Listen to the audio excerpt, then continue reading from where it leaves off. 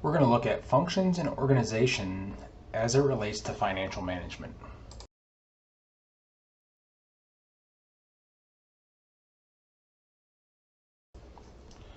Overall, there are two different categories. We look at financial decision makers, who have the authority and accountability for fiscal decisions, and financial administrators, with delegated authority to make financial decisions, and they operate within certain parameters related to the stewardship of funds.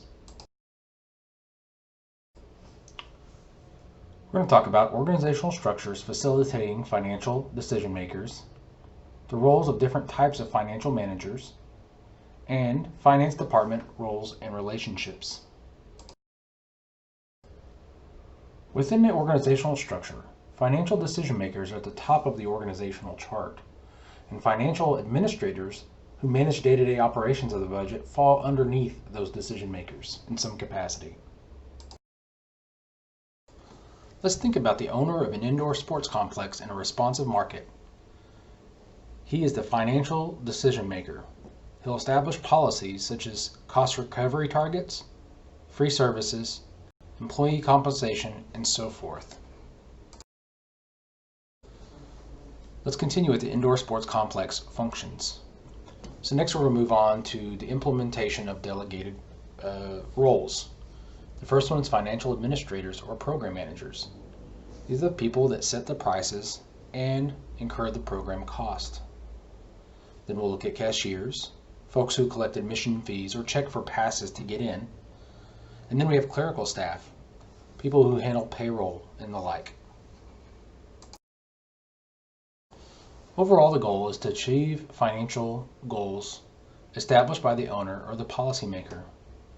The delegation to achieve these goals usually goes into or onto the financial administrators, and they're given a certain limitations or parameters with their authority. Let's look at this model here. At the top we have the owner, who is the final decision maker. Then we have the program managers and the cashiers, who are the financial administrators. Then we have a clerk who manages those folks with the owner.